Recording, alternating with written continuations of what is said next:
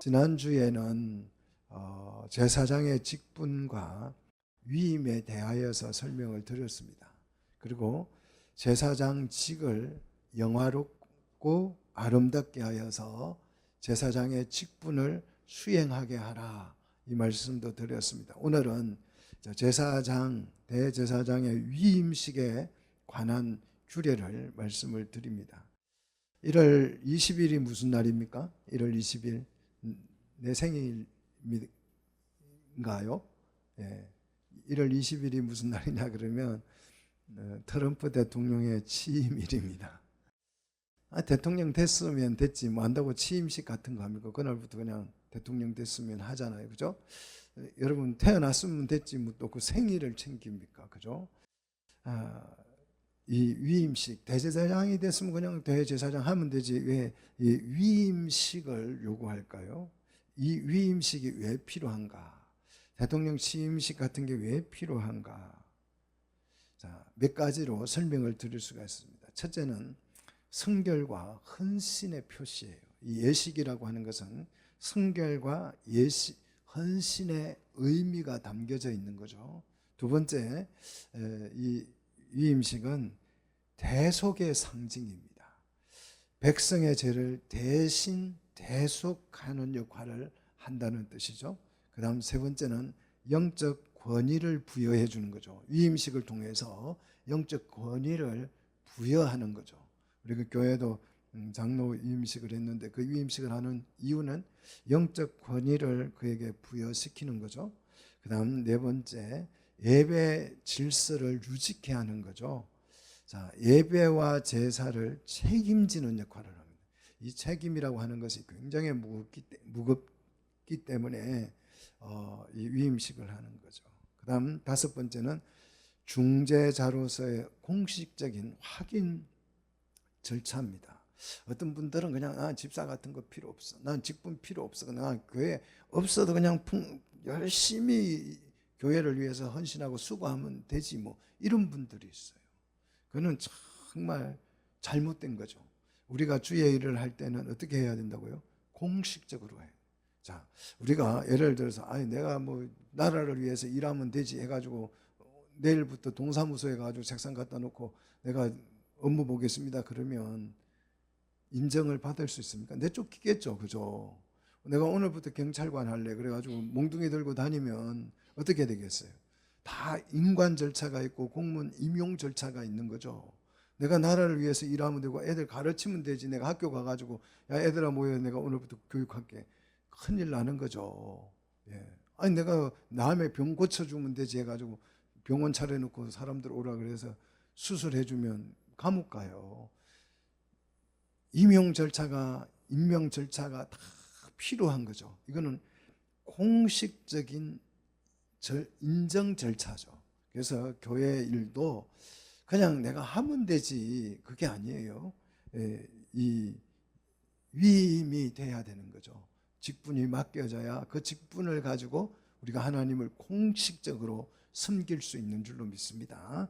자, 그러면 이제 대제사장의 그 규례, 대제사장의 의무와 규율을 우리가 한번 1절을 통해서 보십시다. 1절 보시면 내가 그들에게 나를 섬길 대제사장의 직분을 위임하여 그랬었는데, 이 위임을 하는데 그냥 위임하는 것이 아니고 이 위임에는 뭐가 따라와야 돼요?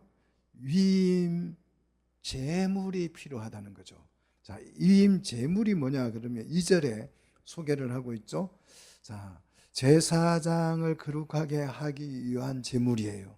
자, 위임 제물은 제사장을 거룩하게 하는 일을, 그것이 바로 이 위임 제물인데, 제사장 됐으니까 오늘부터 난 열심히 일할래, 그게 아니고 제사장이 됐으면 제사장을 어떻게 만들어야 돼요? 거룩하게 만들기 위해서 이 위임 제물이 필요한데, 자, 위임 제물이 한번 보십시오. 어린 수수 하나, 그 다음 흠없는 순양 몇 둘, 순양은 둘이에요. 잘 보십시오. 그 다음 2절을 보시면 무교병과 기름 섞인 무교가자, 이게 누룩이 들어가지 않는 빵과 과자를 말하죠. 그 다음 네 번째는 기름 바른 무교 전병과, 전병이라 그랬죠. 이 전병 빵은 고운 밀가루로 만들어지는 거죠. 이것을 한강주리에 담으라는 거예요. 참 절차가 복잡해요. 그런데 한강주 그냥 다 들고 가는 게 아니고 그냥 그것도 어디에다가요? 강주리에 담으라는 거죠. 자, 한강주리에 담은 채 송아지 양 2마리와 함께 3절 가져오라는 거죠.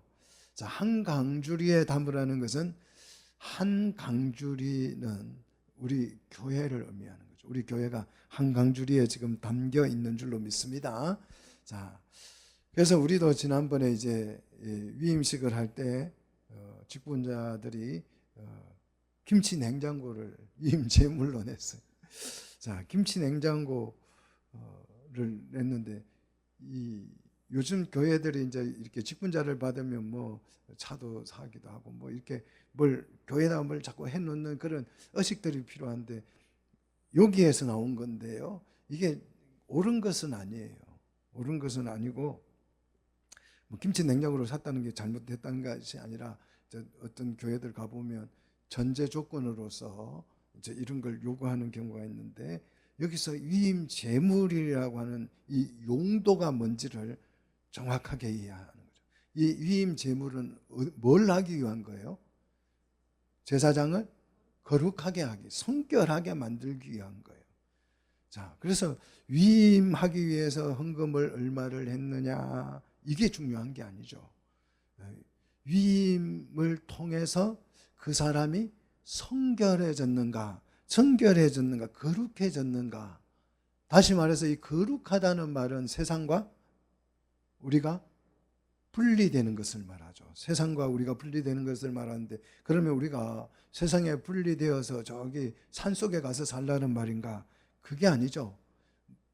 세상과의 분리는 어떤 분리를 말하는 거예요? 가치의 분리를 말하는 거죠.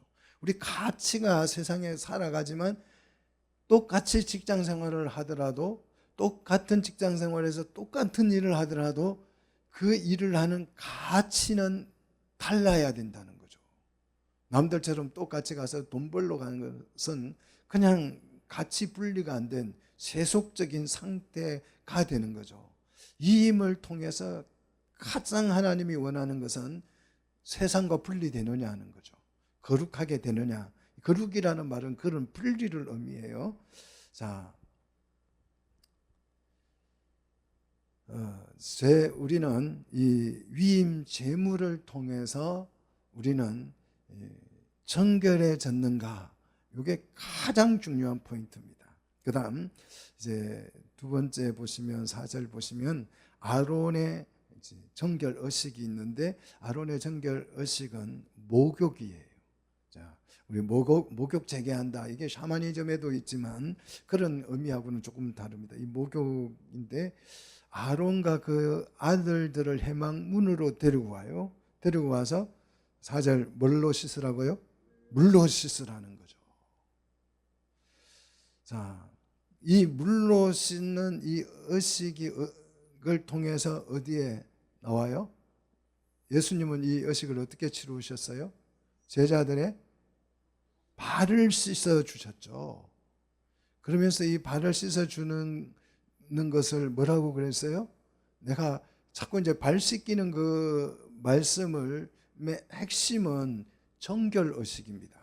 그런데 이제 사람들이 막 겸손하게 스승이 제자의 발을 씻겨줬다, 낮아져야 된다, 우리도 그렇게 섬겨야 된다, 자꾸 그런 얘기를 많이 해요. 그 속에는 물론 섬김이라는 의미, 주님이 우리를 섬겨주신 거잖아요. 우리가 남을 이렇게 뭘 이렇게 군림하는 것이 아니고, 우리는 주님이 나를 섬겼어요. 그게 이해가 되십니까, 여러분? 아니, 내가 주님을 섬겨야 하는데 그게 마땅한 건데 주님이 나를 섬겼다 그러잖아요. 그죠? 근데 이 섬김에 중요한 의미가 있지만, 거기에서 더 제자들의 발을 씻긴 것은 의미는 정결해요. 그래서 내가 발을 씻기지 않으면 너와 나는 상관이 없어지는 거죠. 거룩이라고 하는 그런 정결로 한 몸을 이루는데 이 발 씻김이 그렇게 중요하다. 그래서 혼인잔치 때요. 여러분 잘 보십시오. 혼인잔치 때에 예수님이 이제 물로 뭘 만들어요? 포도주를 만들어요. 그래서 물로 포도주를 만든 이게 물의 변화, 여기에 우리의 관심이 되게 많아요. 와, 이게 물이 포도주로 변화했다는 거, 이게 관심이 굉장히 많고 그거 핵심이기는 하지만, 그런데 거기에서 꼭 기억해야 될 게 뭐냐 그러면 무슨 물로 포도주를 만들었느냐 하는 거예요. 무슨 물로 만들었습니까?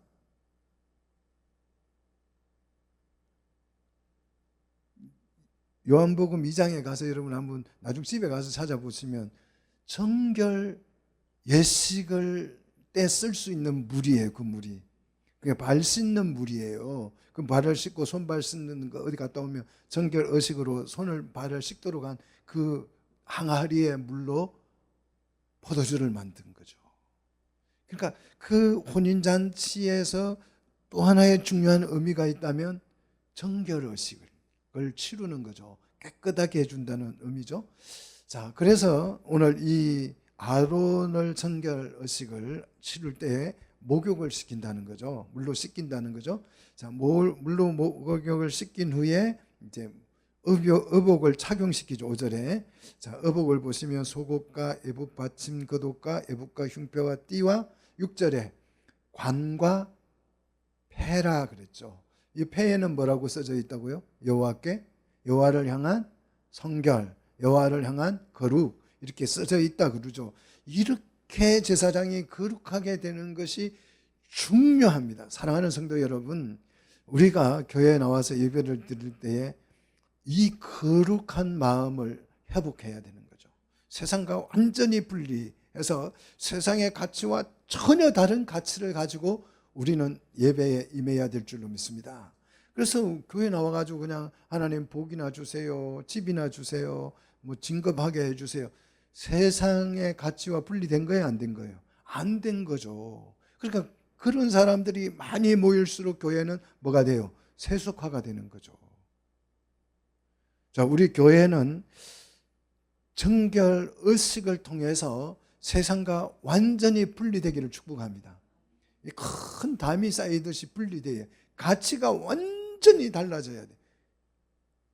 근데 대개 그냥 교회 와서도 그렇고 세상 가서도 그렇고 똑같은 가치를 가지고 사는 거예요. 그러니까 이게 거룩이 우리 속에서 나오지 않는 것입니다. 그 다음 7절을 보시면 이제 관유를 바르도록 되어 있죠.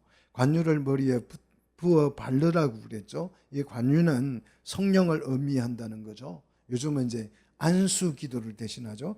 결국 우리는 성령의 기름 부으심으로 인해서 정결해지고 거룩이 완성되는 것입니다. 세상과의 가치가 완전히 분리될 수 있는 거죠. 자, 거룩이란 세상과 구별되는 것입니다. 모양새가 구별되는 것이 아니고 뭐 옷을 우리가 다른 옷을 입고 다니고 그런 게 아니고 성령의 기름 부으심으로 인하여서 우리의 가치가 완전히 세상과 달라지는 거죠. 근데 이게 하나님을 믿는 사람은 세상의 가치와 같을래 같을 수가 없어요. 왜냐하면 정반대거든요. 세상은 높아지고 싶어 하지만 그리스도인은 낮아지려고 하는 거죠. 예수님이 낮아지셨잖아요. 세상의 모든 신들은 다 군림을 하고 싶어 하는데 하나님은요, 자기를 비워 종의 형체로 오셔서 섬기는 일을 하셨어요. 그러니까 이게 세상과 교회는 완전히 다른 거예요. 완전히 180도 다른데 비슷할 수도 없는 거죠. 사랑하는 우리 성도들, 우리 모습 속에 참 부족한 것들이 정말 저도 많고 다 많습니다. 그런데 우리는 성령의 임재, 성령의 도우심으로 인해서 우리를 다듬어서 우리의 가치가 완전히 변화되어져서 세상과 분리되기를 주의 이름으로 축복합니다. 성령의 기름 부으심이 없다면요, 세상 욕구가 내 속에 그대로 있습니다. 아무리 그냥 착한 사람도 성령의 기름 부으심이 없으면 세상 욕구로 가득 차 있습니다. 이 성령의 기름 부음 없이 교회를 다니면 세상의 욕구를 가지고 그 욕구를 충족시키기 위해서 교회당을 찾아다니는 거죠. 그런 성도를 우리는 세속적인 신앙인이라고 말을 합니다. 거룩은 세상과 내가 뭐가 분리되는 거라고요? 가치가 분리돼야 될 줄로 믿습니다. 자, 그 다음 세 번째, 아론의 아들들, 제사장들이죠. 8절, 속옷을 입히고 띠를 띄우고 간을 씌워서 제사장의 직분을 맡기는데 이것을 영원한 규례가 되도록 명령하시죠. 그리고 너는 이같이 아론과 그 아들들에게 위임하여 뭐하게 하라고요? 거룩하게 하라. 요게 위임의 가장 중요한 목적입니다. 자, 위임의 목적은 거룩하게 하는 것이죠. 자, 그다음 위임식 송아지. 자, 위임 제물 중에서 송아지는 뭘로 드리냐 그러면 속죄제를 드릴 거예요. 이 송아지를 가지고는 속죄제를 드리는데 이 속죄제로 뭘 정결케 합니까? 제단을 정결케 할 거예요. 자, 10절. 자, 제물은 숫송아지고 이제 속죄제 제물이에요. 제단을 성결하게 할 속죄 제물이죠. 자, 10절 보시면 어떻게 합니까? 해망문으로 송아지를 어떻게 해요? 끌고 와서 송아지 머리에다가 안수를 하는 거죠. 자, 아론과 그 아들들은 송아지 머리에 안수할지며 그랬습니다. 자, 왜 송아지 머리에다가 안수할까요? 이 아론과 그 아들들의 죄를 안수를 통해서 누구에게? 송아지에게 전가하는 거예요. 자, 숫송아지는 아론과 아들들의 죄를 이제 대신 지고 어떻게 돼요? 죽는 거죠. 이 숫송아지의 모습 속에서 누가 보여요? 예수님이 보이는 거죠. 성경은 누구를 얘기하고 있는 거예요? 예수님을 얘기하고 있는 거죠. 자, 그 다음 해망문 여호와 앞에 와서 송아지를 11절 어떻게 하라고요?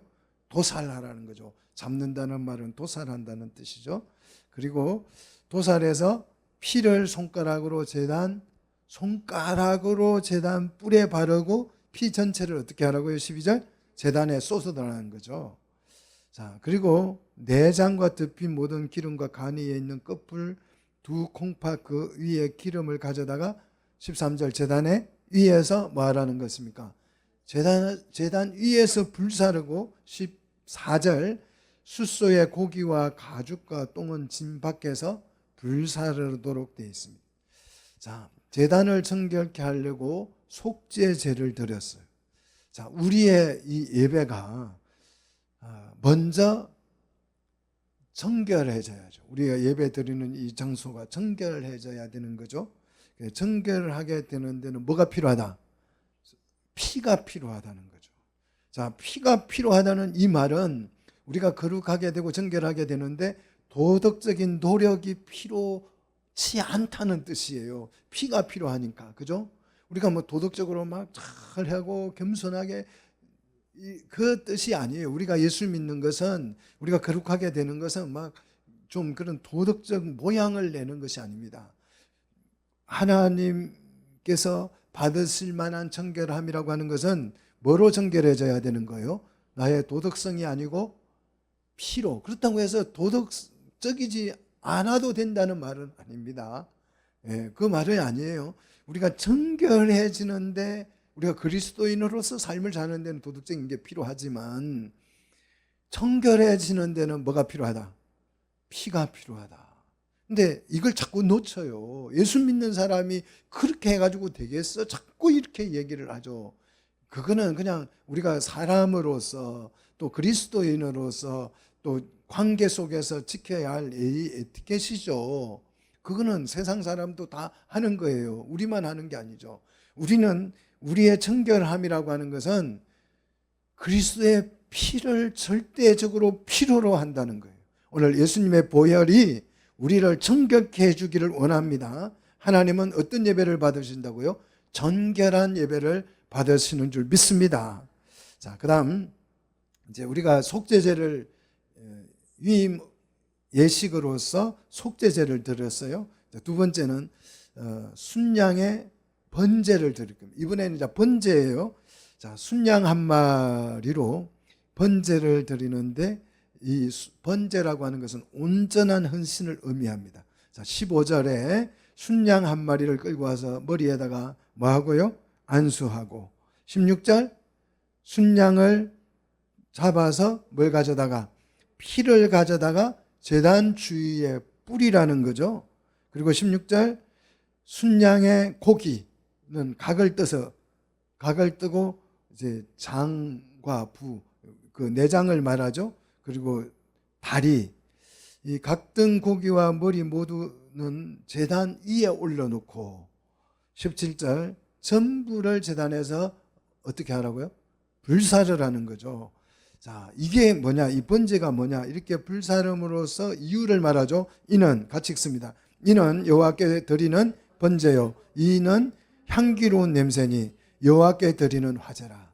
자, 여호와께 드리는 번제, 헌신이다 이거예요. 그리고 이 헌신은 뭐다? 향기로운 냄새다. 그러니까 이게 온전한 헌신이 들어짐으로써 하나님을 향기롭다는 말은 기쁘게 한다는 뜻이에요.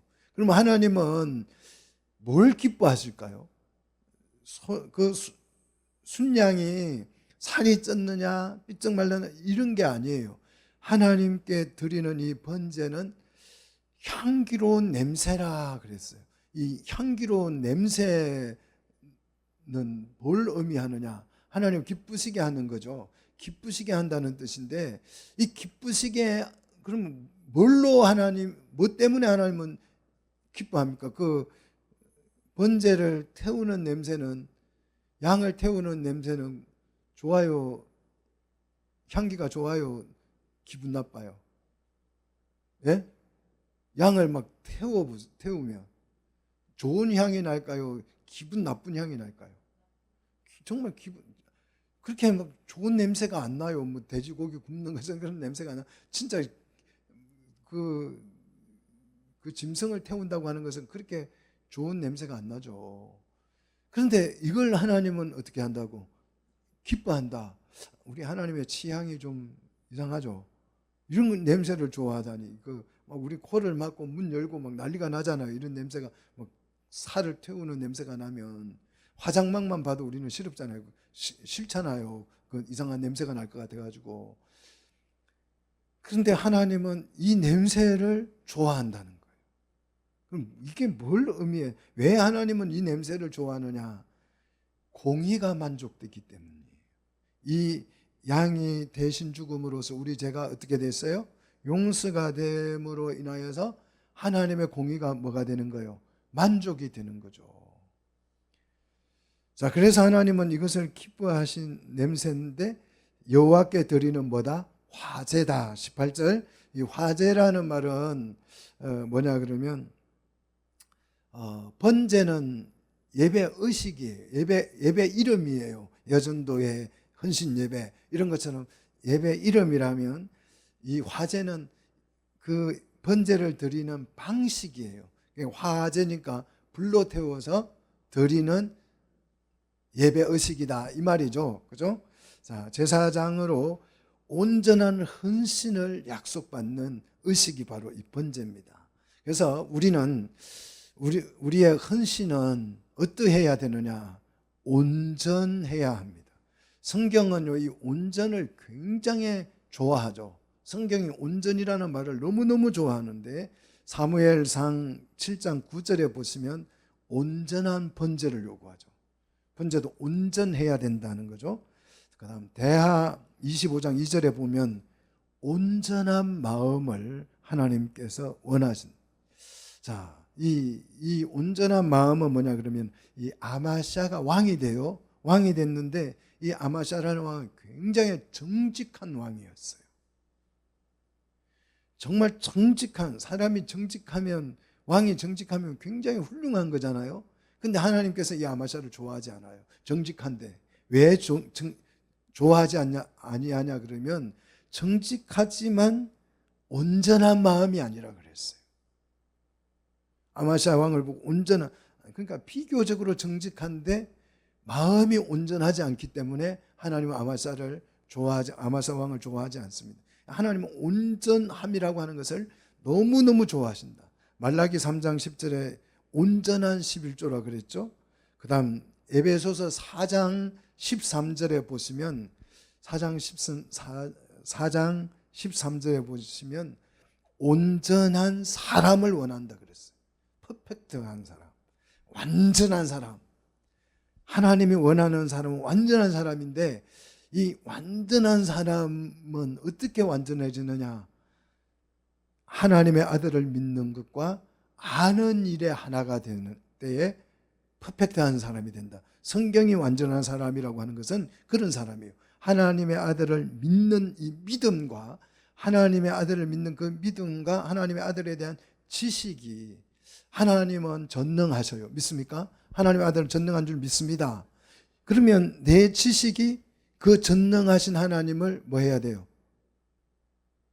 믿어야죠. 알아야 되죠. 전능하심을 알면 믿어야 된다 이 말이죠. 예수님은 부활하셨습니다. 이걸 우리 지식이 있어요. 이 아는, 예수님에 대한 아는 지식과 이 지식에 대한 확실한 뭐가 있어야 돼요? 믿음이 있을 때 우리는 어떤 사람이 된다고요? 퍼펙트한, 완전한 사람이 될 수 있다는 거죠. 히브리서 10장 22절에 보면 온전한 믿음, 믿음도 어떠해야 된다고요? 온전한 믿음. 그래서 맑은 물로 씻음을 받고 온전한 마음으로 하나님께 나가자 이렇게 얘기합니다. 그 다음에 에베소서가 아니고 요한 1서 4장 18절에 보면 뭐도 온전해야 되냐 그러면 사랑도 온전해야 된다는 거예요. 사랑도. 이 온전한 사랑이 뭘 이기냐 그러면 두려움을 이긴다 그랬어요. 자, 그래서 이제 결론 마지막 한 절을 우리 같이 보도록 하겠습니다. 신명기 18장 13절입니다. 자, 신명기 18장 13절.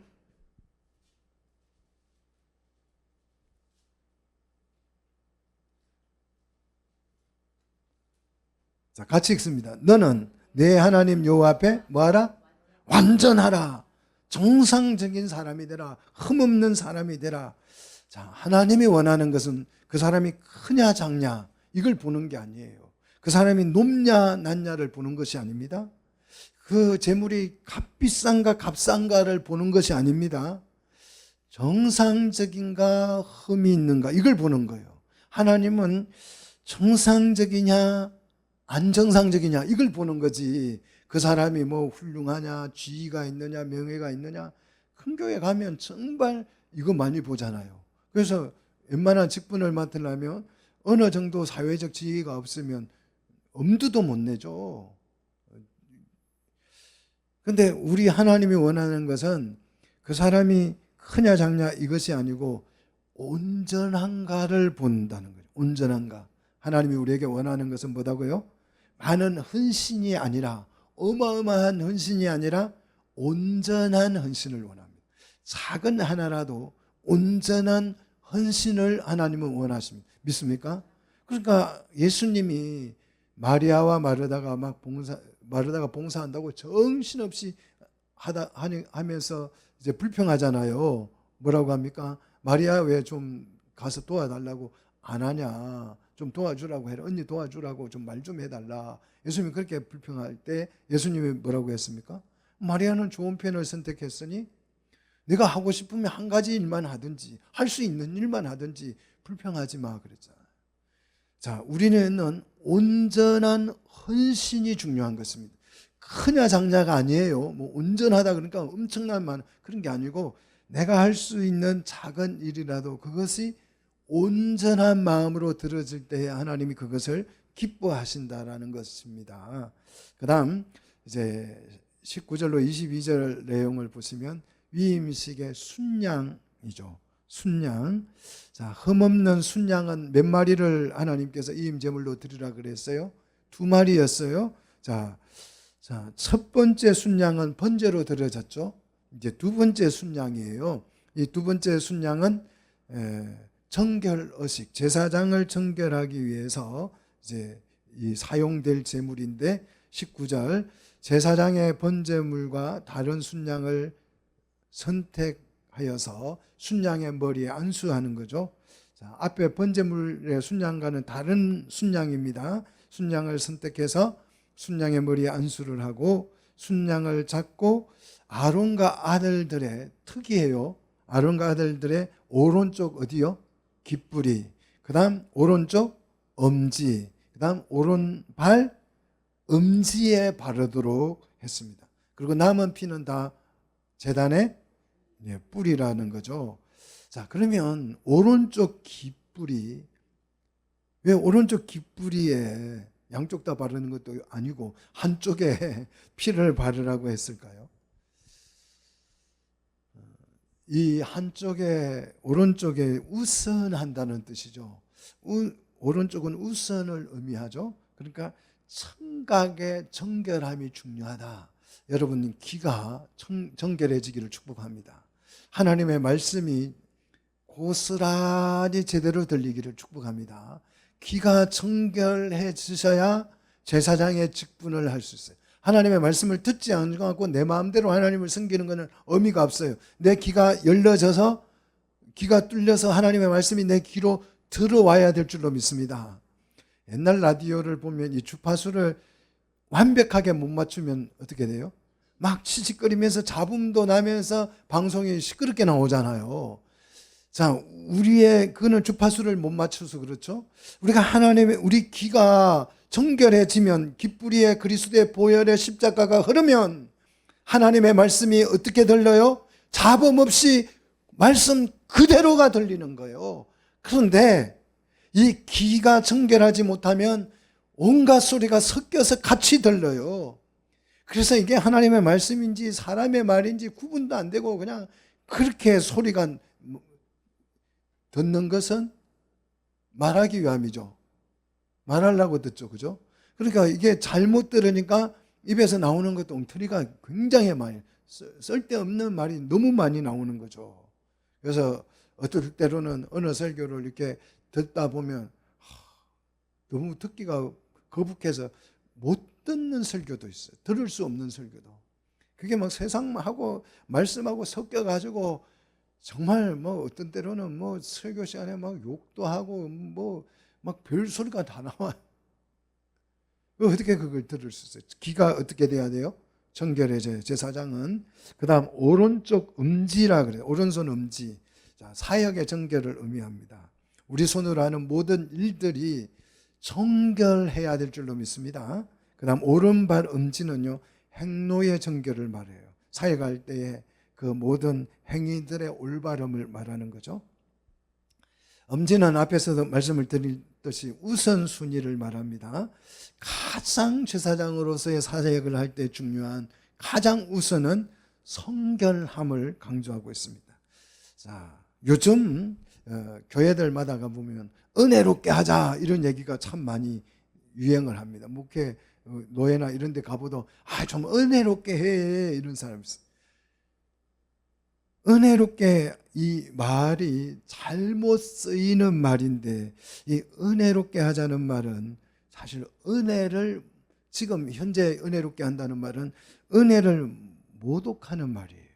적당하게 하자라는 뜻이에요. 그냥 적당하게 타협하고 적당하게 이해하고 그걸 은혜롭게 하자 그래요. 우리 주님은 우리에게 은혜를, 어떤 은혜를 줍니까? 확실한 은혜, 충분한 은혜, 넘치는 은혜. 적당하지가 않아요. 적당하게 주는 게 아니고 차고 넘치도록 주십니다. 믿습니까? 자, 우리가 성경이 말하는 것은 이 올바름을 말하는 거예요. 온전한 것을 말하는 거죠. 그냥, 근데 은혜라는 단어를 잘못 사용해가지고 적절하게 그냥 이해하고 타협하고 그냥 좀 뭐 마음에 안 들더라도 그냥 그렇게 그럭저럭 타협해서 넘어가. 그거는 은혜가 아닙니다. 자, 그 다음 이제 21절을 보시면 제단 이 피와 관유를 제사장의 옷에 뿌리면 어떻게 돼요? 거룩해진다라는 거죠. 피는 정결을 의미하고 관유는 성령의 기름 부으심을 의미한다 그랬죠. 자, 피와 성령의 기름 부으심으로 인해서 우리는 세상과 어떻게 돼요? 분리돼서 구별된다는 거죠. 가치가 분리되는 것을 말합니다. 자, 그다음 정결 의식 중에서 제물 중에서 제사장의 몫이 있습니다. 자, 제사장의 목은 22절 보시면 순양의 기름과 기름진 꼬리와 내장 기름과 간의 끝풀과 두 콩팥과 그 위에 기름과 오른쪽 넙죽다리라 그랬죠. 이걸 여호와 앞에 무엇과 함께요? 무교병 강주리에 떡 한 개와 기름 바른 과자 한 개와 전병 한 개를 23절 이것을 아론과 아론 아들들의 손에 주고 그것을 손에 주어서 어떻게 하라고요? 흔들어 요제를 삼으라 그래요. 24절. 요제는 무슨 뜻이냐 그러면 제사를 드리는 방식인데 흔들어서, 자, 어떻게 흔드냐 그러면 위아래가 아니고 좌우로 흔드는 것을 말합니다. 그래서 이 요제는 특별한 헌물을 의미하는데 제사장 자신이 하나님께 특별한 헌물이 되는 것이, 사랑하는 성도 여러분, 우리는 제사장으로서 요제가 되기를 원합니다. 특별한 헌물이 되기를 원합니다. 그리고 이 요제는 감사와 찬양의 의미를 담고 있어요. 몸을 흔들어서 주님을 찬양하듯이 이 요제는 하나님께 감사와 찬양을 의미하는데 우리를 제사장으로 불러 사용하심에 대한 감사와 찬양이고 사역자로 우리를 삼아 주신 것에 대한 감사와 감격입니다. 사랑하는 성도 여러분, 우리에게 맡겨준 그 직분들이 그닥 뭐 대단해 보이지도 않고 돈도 안 되고 그런 직분이지만 나를 하나님의 나라에 쓰임을 받도록 그 일을 맡겨주신 것에 대한 우리는 무한정의 감사와 찬양이 있어야 될 줄로 믿습니다. 자, 그 다음 25절 손에 준 것을 가져다가 제단 위에 번제물에 더하여 그랬죠. 앞에 이제 번제물과 더하여서 불사르는, 그러니까 화제죠. 그래서 25절 이렇게 불사르면 이는 같이 읽습니다. 여호와 앞에 향기로운 냄새니 곧 여호와께 드리는 뭐다? 화제가 되는 거죠. 자, 화제는 예배의 형식이고 온전한 예배를 의미한다 그랬어요. 불태운다는 것은 온전히 다 드린다. 남는 게 없어지잖아요. 불태우면. 그래서 온전한 순종, 온전한 헌신을 의미합니다. 그 다음 6번째, 이제 26절을 보시면 위임식의 그 순양의 가슴인데 이 가슴을 요 앞에 흔들어서 요제로 삼고 26절 계속 보십시오. 이것은 아론 제사장의 뭐다? 분깃이다 그랬어요. 분깃. 자, 분깃은 몫이다, 권리다, 제사장 몫이다 그런 뜻이죠. 제사장은 뭘 먹고 삽니까? 오늘 여기 위임식의 순양의 뭐요? 번제의 가슴을 먹고 사는 거예요. 가슴을. 하나님께서는 제사장들에게 가슴살을 먹인. 왜요?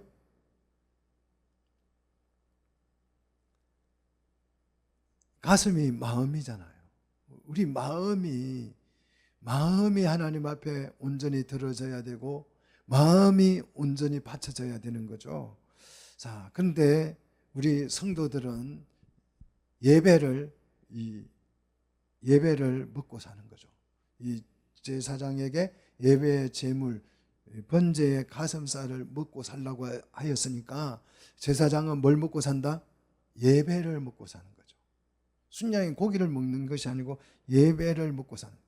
여러분, 예배를 먹고 살기를 축복합니다.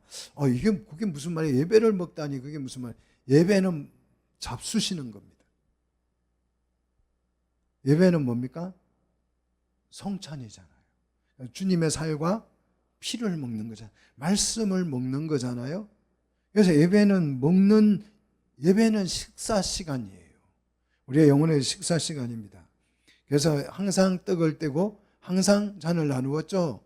자, 예배는 먹는 식사 시간이라고 생각하시면 돼요. 누구와 함께요? 주님을 먹어서 주님과 뭐가 돼버리는 거예요? 한 몸이 돼버리는 거죠. 자, 그 다음 27절 흔든 요제물. 자, 요제물은 위임식 순양의 가슴과 넙죽다리를 거룩하게 만들어서, 여기서 거룩하게 만든다는 것은 제사장 몫으로 구분한다는 뜻이에요. 여기서 거룩이라는 단어가 우리는 좀 뭐 애매하고 이렇게 자꾸 생각하는데 거룩은 분리한다는 뜻이죠. 제사장 몫으로 따로 분류한다는 거죠. 이것을 분리하는 이유는 28절 이스라엘 자손이 제사장에게 돌릴 뭐다? 영원한 분깃이고 거제물이다 그랬어요. 거제물이 무슨 뜻입니까? 좀 어렵죠. 번역해 놓은 게 어려워서요. 기정물이다. 그러니까 이스라엘 자손들이 이제 제사장 앞에 번제를 드리는데 그 번제물 중에서 요제로 드리게 되는 순양의 가슴살과 넓적다리를 누구에게 주는 거예요? 제사장 몫으로 주는 거죠. 이해되셨습니까? 자, 그래서 이 제사장 몫으로 주는데 곧 이스라엘 자손이 하목제의 제물 중에서 취한 거제물로서, 이거는 하목 제물 중에서 취한 거제물로서, 그러니까 거제물은 제사장에게 주는 기정물로서 여호와께 드리는 거제물이다 그랬어요. 잘 보십시오. 이스라엘 자손이 하목 제물 중에서 취한 이 거제물은 제사장의 분깃으로 돌리는 거제물이다 이거예요. 그런데 28절에서 이 거제물은 누구에게 드리는 거다? 제사장에게 드리는 건데 사실은 누구에게 드리는 거다? 여호와께 드리는 거제물이다.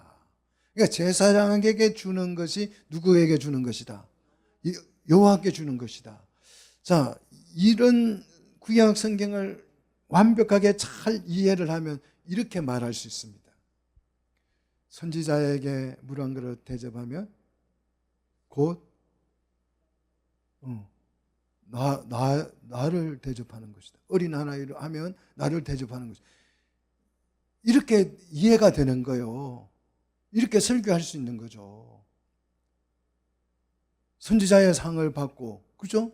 선지자를 대접하면 선지자의 상을 받고, 이게 그거예요. 제사장에게 기정을 했으면 그는 제사장에게 한 것이 아니고 누구에게 한 것이다? 여호와께 한 것이다. 자, 구약 성경을 완벽하게 이해한 사람들은 이런 설교를 할 수 있어요. 누가 이런 설교를 했대요? 예수님이 하셨잖아요. 그죠? 찬물 한 그릇 대접하고 뭐 사도에게 대접하면 사도의 상을 주고 선지자에게 대접하면 선지자의 상을 줄 것이고 어린아이 하나에게 한 것이 곧 누구에게 한 것이다? 내게 한 것이다. 여기에서 나오는 거예요. 여기에서. 자, 제사장에게 드리는 것이 곧 하나님께 드리는 거제물이 되는 거죠. 그래서 제사장은 이 기정물을 먹고 하나님께 온전히 헌신하는 것을 목적으로 합니다. 근데 이걸 떼먹는 사람은 떼먹을 수도 있죠. 이스라엘 백성들이 줬는데 그것만 먹고 온전한 헌신을 하지 않으면 떼먹는 거잖아요. 그죠? 그래서 온전한 헌신을 하기 때문에 그것이 곧 하나님께 드리는 것의 의미가 되는 거죠. 자, 그 다음 29절 아론의 이제 승리가 나오죠. 자, 아론의 아들들에게 이제 이 대제사장이 죽고 나면 아론은 대제사장이잖아요. 죽고 나면 그 옷을 누구에게 준다? 아론의 아들들에게 물려준다는 것이에요. 자, 앞에 대제사장이 죽고 나면 그 후임 대제사장은 새로운 옷을 만들어 입히는 것이 아니고 아론의 대제사장이 입었던 그 옷을 물려주는 거예요. 옷을 물려주는 것을 우리는 이제 전수한다 그러잖아요. 옷을 전수시켜 주는데 이거는 뭘 의미합니까? 그러니까 이 대제사장의 권한을 넘겨준다는, 옷을 준다는 것은. 그래서 계승의 의미를 뜻하는 거죠. 앞에 제사장을 계승한다는 의미인데 엘리사가 엘리야에게 뭘 원했어요?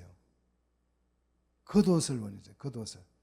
영감의 갑절을 달라고 하니까 엘리사에게 뭘 줘요? 겉옷을 주잖아요. 겉옷을 준다는 말은 무슨 뜻이에요? 너는 나를 계승한 후계자야, 이 뜻이잖아요. 여기에서 나오는 거예요. 대제사장의 옷을 물려받은 거죠. 자, 그 예수님이 십자가에 못 박힐 때 옷을 어떻게 했어요? 벗겨서 찢어서 나누어 가졌잖아요. 이게 메시아로서 메시아를 계승하지 않는다. 너는 메시아가 아니다. 이런 의미를 담고 있는 거죠. 옷은 이렇게 중요하죠. 자, 아론이 이어 제사장이 되는 아들을 해막에 데려가서 성소에서 섬길 때 1회 동안 그 옷을 입게 할 것이다. 30절. 이 말은 이제 이 7일이라고 하는 것은 대제사장 위임식을 7일간 거행한다는 거죠. 자, 7일간 거행하는 것은 긴 시간을 의미하는 것이 아니라 완전한 거룩함을 의미합니다. 거룩이 완성되는 것을 의미하죠. 자, 이렇게 제사장의 사역은 가장 중요한 핵심이 거룩이라는 거죠. 자, 그 다음 위임식 고기 31절. 위임식 고기를 순양을 가져다가 거룩한 곳에서 삶고, 32절. 아론과 아들들이 회막문에서 순양의 고기와 광주리의 떡을 먹게 하는 거죠. 이게 뭐예요? 성찬이죠. 그리스도 성찬을 먹음으로써 한 몸이 되는 거죠. 그리고 제사장을 거룩하게 하는데 사용한 위임 속죄물은 타인, 그러니까 제사장이 아닌 사람은 33절 먹을 수 없다. 왜? 이 제물은 거룩하다는 말은 제사장 몫으로 분리되어져 있기 때문이다. 그 뜻이죠. 자, 제사장의 몫으로 구분되어져 있기 때문에 다른 사람이 이걸 먹어서는 안 된다. 그러면 남은 것은 어떻게 하냐? 34절에 불사를, 아침까지 남겨두지 말고 불사를 하는 거죠. 왜냐하면 거룩한 적 그거는 먹을 수 없다라는 거죠. 자, 위임식 고기와 떡을 먹는 것은 사역을 위한 힘을 공급받기 위함이죠. 사역하기 위해서 우리는 먹어야 합니다. 뭘 먹어야 된다? 말씀을 먹어야 된다.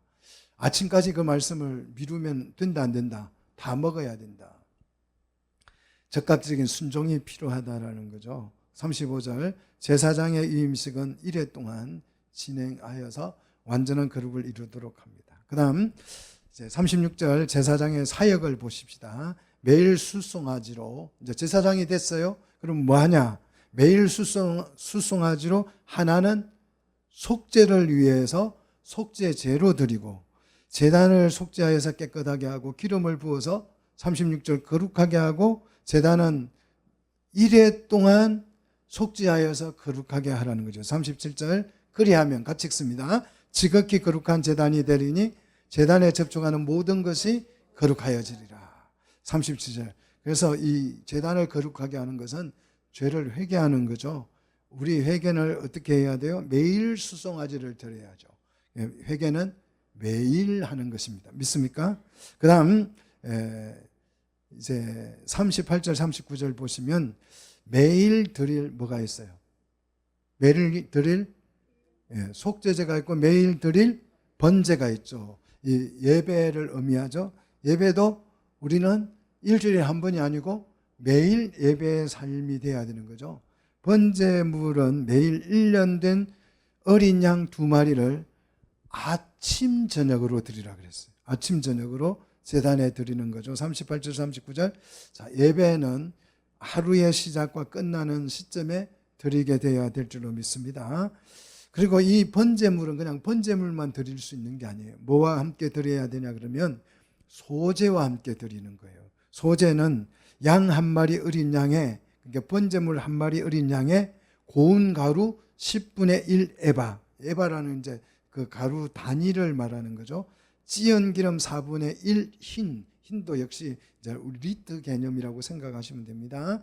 40절. 이 소제는 가루를 내니까 완전한 충성과 감사를 의미합니다. 자, 이것과 소제와 함께, 번제와 소제와 함께 40절 또 뭘 드려요? 전제를 드리도록 했죠. 이 전제는 포도주의 4분의 1을 흰을 드리는 겁니다. 그러니까 헌주죠. 포도주를 드리는 거죠. 그래서 저녁 번제도 아침과 같은 방식으로 소제와 전제를 같이 드리라. 41절이죠. 번제는 소제와 전제를 반드시 함께 드려져야 된다는 거죠. 자, 그러면 함께 드려 향기로 냄새가 되게 하여서 여호와께 화제로 삼을지니, 하나님이 향기로운 기름, 하나님을 기쁘시게 하는 것이 우리 예배의 가장 중요한 목적입니다. 하나님이 기쁨을 누리는 것은 뭐가 만족될 때에? 하나님의 공의가 만족될 때에 기뻐하십니다. 그래서 예수님이 우리 죄를 다 지고 죽으심으로 하나님을 기쁘시게 한 거죠. 죗값을 예수님이 지불하니까 공의가 만족된 거죠. 그래서 하나님이 기뻐하시는 거죠. 자, 42절 매일 번제를 드리는 이유를 설명합니다. 같이 읽습니다. 이는 너희가 대대로 여호와 회막문에서 늘 드릴 번제라. 내가 거기서 너희와 만나고 내게 말하리라 그랬어요. 자, 너를 만나고 내게 말을 한다는 거, 말씀한다는 거죠. 이게 뭐예요? 하나님을 만나고 하나님의 말씀을 말하리라 그래서 말씀을 듣는 시간이죠. 이게 우리가 예배다. 우리 예배죠. 오늘 이 예배는 하나님을 만나는 시간이죠. 그러면 하나님을 만나는 시간인데 어디서 하나님을 만나냐? 이 예배를 통해서 하나님이 이곳에 계시는 줄 믿습니다. 그리고 하나님의 말씀을 듣습니다. 하나님의 말씀이 들려야 하는 거죠. 이 깃뿌리에다가 뭘 발라야 돼요? 피를 발라야 되는 거죠. 자, 성도는 매일 하나님과 만나고 하나님의 말씀을 들어야 산다는 거죠. 자, 대제사장의 사역으로 우리는 하나님과 매일 만날 수 있게 되는데 43절 같이 읽습니다. 내가 거기서 이스라엘 자손을 만나리니 내 영광으로 말미암아 회막이 어떻게 된다? 거룩하게 될지라 그랬어요. 구별되리라 그랬습니다. 내가 거기서 이스라엘 자손을, 거기는 어디입니까? 회막이죠.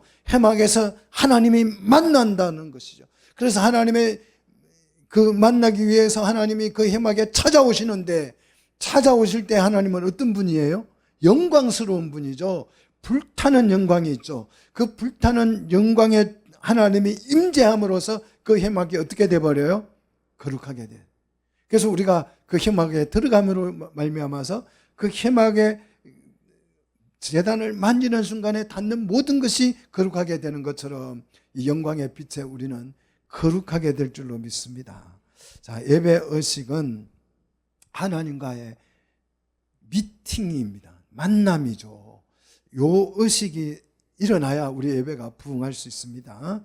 자, 하나님을 만남으로 우리가 거룩하게 됩니다. 자, 44절 회막과 제단 제사장을 거룩하게 한 후에 제사장직을 수행한 결과 45절 여호와께서 이스라엘 중에 거주하시고 그들의 하나님이 되신다는 거죠. 이게 뭡니까?